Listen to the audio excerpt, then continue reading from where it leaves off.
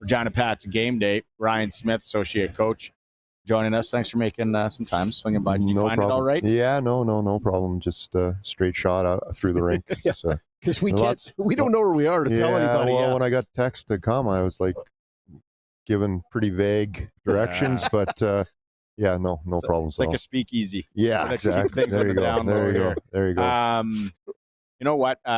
Last time I talked to you is you were just getting to Regina. They announced you. Family was, all that. How has it been for you? I know that on ice, the team's battled. They're young. People get it. For you personally, how's it been? Yeah, you know what? It was a transition, but it's been good. Like getting back to like a Canadian market after being down in the States and nothing. I had a great run down there, but it's really neat to be here in Regina. And like you said, there's no hiding that we've struggled on the ice, but people are still real supportive. Of in restaurants and around town. It's nice to be associated with the Pats and be talk hockey, and as you guys know, and we all feel like we're NHL coaches or experts, and some of the markets down south that you don't get that, and that's not there's not hockey markets. So being back was good. I'm a Manitoban. It's closer to home. I had really lots of success in this division with Swift Current and seeing some familiar faces again throughout the battles with Moose Jaw, Saskatoon, and PA. And that it's been nice to get back, and we'll find our way on the right side of the results, coming up next year. But it's been a battle on the ice. How do you, and we've talked to some of the players over the last few weeks, and it's been great, the older guys, and you're going into a Lethbridge and you're going into a Calgary and Medicine Hat, which is tough, and there's no doubt about it, but they're getting up for these games where you have teams coming in here that are vying for playoff points, and they need points. Has it been rewarding on that respect to see some of these older guys step up, be leaders, and groom some of the younger guys that are going to be here for maybe 2-3 years? Yeah, like that's when you're an older guy going down the stretch, especially the guys that are graduating this year, and at some point, whenever we were officially eliminated, there's an easy road to take, is just kind of mail it in and cruise through the rest of the season and get ready for the rest of your life, whatever that is. And they didn't do that, and even the guys that have the potential to come back as older guys have they've bought in, and it's hard. Like you mentioned it. The teams that we're playing are jockeying for they're meaningful games, and for us it's getting the experience and playing players in minutes and situations that maybe on those other teams they wouldn't get, and if we were in a different spot maybe wouldn't get. But that's where we're at, and that's we made a cautious decision to go down that road, and it's patience for this process to take place. But to answer your original question, the older guys have been great. They've been they show up every day, they work hard, they're trying to lead their guys, and so it's been impressive to see that, and proud of those guys to the way they've handled it. Ryan, what's your biggest takeaway from the guys that are coming back, the young guys? What's your biggest takeaway that you watched this year as they developed in preparing for next year? Well, here's my take, is that you got to play. Like you can be in the Western League at 16 and play 6 minutes a game and or be scratched every once in a while. Like our guys are getting an opportunity to play, 10, 15, 20 minutes a game, and they're playing against top, matchups aren't our favor. And for us, have our younger D play against the Braden Yeagers and the Gavin McKenna's, shift in and shift out. Like we're not talking about one shift where you, like when you're on a team that's a little stronger, where you're like once in a while they get caught out there against them. Like we're purposely putting them out there against them they're living it. So they're getting to live this. And I think that's going to be the takeaway, is like, I survived that game against McKenna, and I, actually stopped them a couple times. And so that's probably the takeaway. And there's been some hard lessons learned in some of those games as well. Have you ever been, your coaching resume, this isn't your first coaching gig, you've been around, have you ever been through that before? Yeah, like honestly, in Spokane and before last year, we only won 15 games the year before, and we did a similar kind of, we did the same approach and went young and gave guys all the opportunities, gave some older guys some opportunities to move to teams to win or to have a chance. And last year we doubled the wins and got into the playoffs, and now obviously this year, I mean, we're looking on your screen where they're sitting in the standings. So the process will work, I believe, and I've lived it. So it's the start of it again, and we'll see where it goes. He's got some junior A experience coaching. Yes. I'm going to let you ask that question. You're gonna give. So I have kind of a theory of what's going to happen with the NCAA switch and what that's going to cost. Sure, yeah. There's an opportunity now, whereas a kid may have stayed junior A before thinking he was protecting that spot. He could be an 18-year-old playing junior A that you go, we want to bring him up. Yeah. We want to have him in the lineup. Is there going to be that up and down in the lineup? Do you think there's going to be some kids get those looks that they maybe passed on before? I think this whole thing changes everything, guys. I mean, we're at a point now where the player has the opportunity to just really decide where he's going to go, and he can go anywhere he wants now. Yeah. And there's nothing rule-wise holding him back from coming to the Western League and then going to NCAA. I mean, it is literally the reason they opened it up. So there's a player in PA that did it. He was in Steinbach, who's from my home province. Very, very good team, very good player. 18 years old. Now he's playing in PA. He left like at Christmas time or something like that. So it's already happened. Will it happen more? Yeah, I think it will. I mean, if we have a player on our list in Regina that's playing in wherever he's playing, I'm not going to name a province, and he is doing really well and we've wanted him, and he decides at some point, I mean, we have to look at the makeup of your own team that you don't disrupt it. But I mean, you don't turn away good players in this business, in sport in general. And, so I think you'll see that a little bit. I think you'll see players make that decision earlier, come to our league at 16 and 17 instead of pressing the brakes a little bit to see where they're at. So it doesn't hurt them anymore. Do you think that there's a possibility the Western Hockey League becomes an older league? A more an 18, 19-year-old league? I think it might go the other way, guys. I think you might see, like I said, the 16-year-old that was hesitant, I don't want to ruin my eligibility, to go, I'm in. Like, I don't have to worry about that. I can go play 3 years in Regina or Spokane or Vancouver, and then I can go to UND or Nebraska or wherever, And so I think that, the tricky thing is going to be to hold on to those guys throughout their Western League career, that they don't jump to the NCAA too early. Yeah. That'd be the only catch. That's the catch, and that's the worry. And there's a real possibility that that's going to happen. That, I think that personally, with a kid, first year bantam hockey this year, and where's AAA going to go now? Where's it going to go? And with the NCAA, I'm wondering if the younger kids go, but a lot of teams are going to be so much older.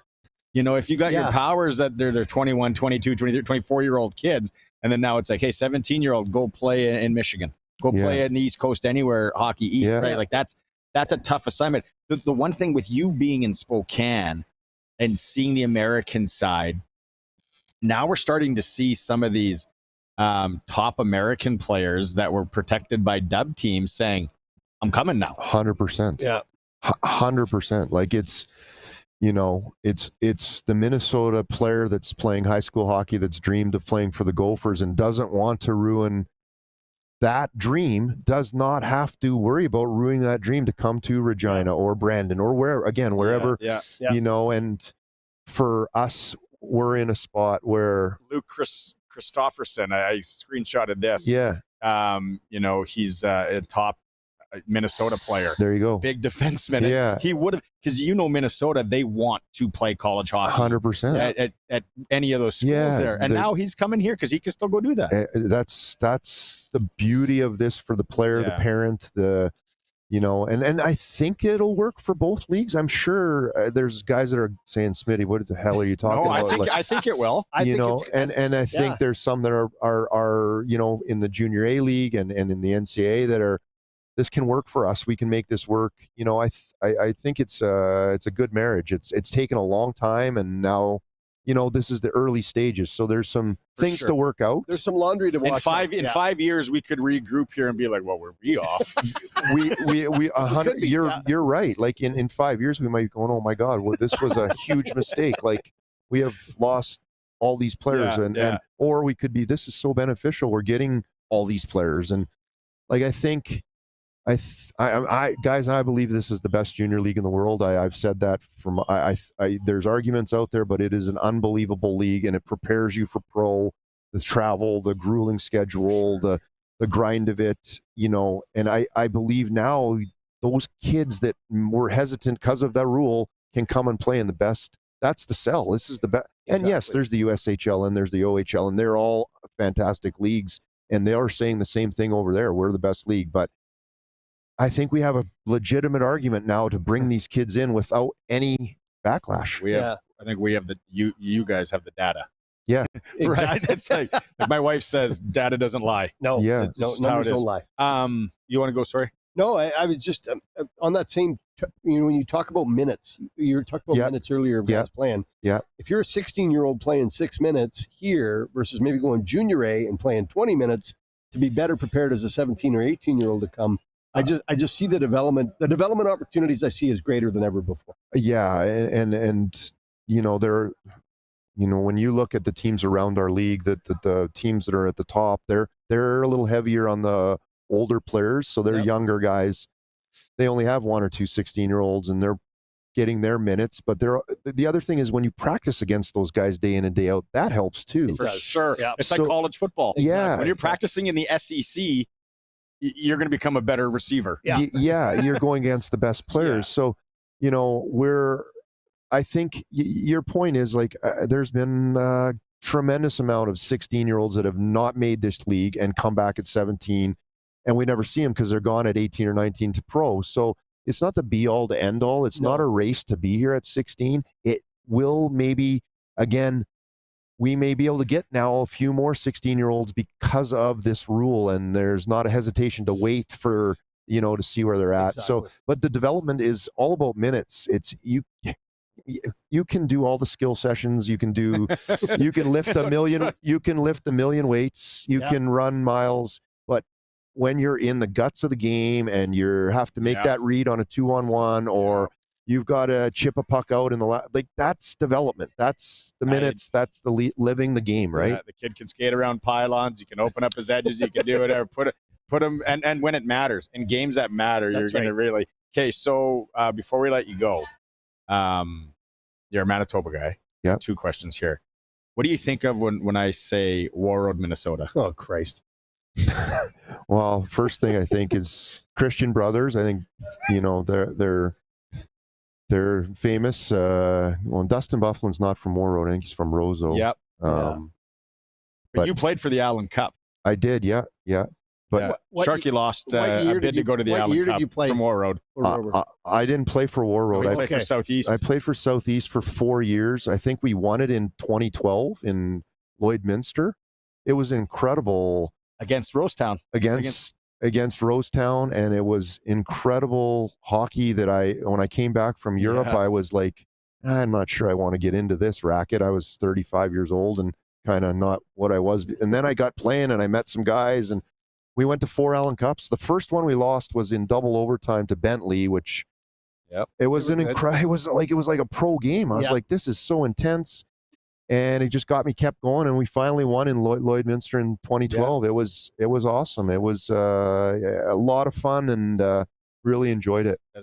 That one still burns the Rosetown guys a lot, like the War Road. The War Road to Cuba. So like Terry Yake was still playing at like 48 years old for you guys. We were flying Terry in, and we didn't. I don't know if those were the rules. I guess it allowed it, but we had a number of guys from the Grand Forks that played UND. We had alumni from the University of Manitoba Bisons, and we had a lot of good pros that made their homes in Winnipeg. It was a sneaky, deep, good team. Because I remember being like, who are they? Because when I was playing, it was like Il Duchesne, and I'm like, but then they had all these guys. Yeah, we just don't know. And then my last one for you is, what would it? Do you ever think what if Winnipeg wins the jug? What if they're the Canadian team that does it? Like wouldn't that be something? No one's talked about Winnipeg winning it. Well, I don't think anybody wants to curse it. No, I mean, like it's just as a Winnipegger, you're waiting for the shoot, like that slipper to fall off Cinderella's foot. But it's I don't know, you guys. I think they have what it takes this year. Like they got a real. I mean, they have the best goalie in the league. That's you can't really argue that, and that's a really good start. As a hockey guy, like shovel day off, he's got like, I don't want to get traded to Canada. Definitely don't want to go to Winnipeg. So he's got to find like Shen and Tanev. It's crazy, like to the atmosphere around Winnipeg. Like that's the one bonus of this season being over is I'm going to be home for the the playoffs and that, and get to a game or two, and it's incredible, and it's blue collar, and it's very similar to Regina as far as people love their teams and the Rough Riders and the Pats and the Jets and the Bombers, and it's if they could win it, it would spark pandemonium. Like it would be the whiteout parties are unreal. They're set up this year to make a bit of a deep run. I might go just for the party. I might just go pit in at Silver Heights. Nice. I just crush pints. Yeah. I'm taking you with. I'll go to Silver Heights. Thanks so much for stopping. Yeah. Brian, great to meet you. Thanks a lot, guys. That's great.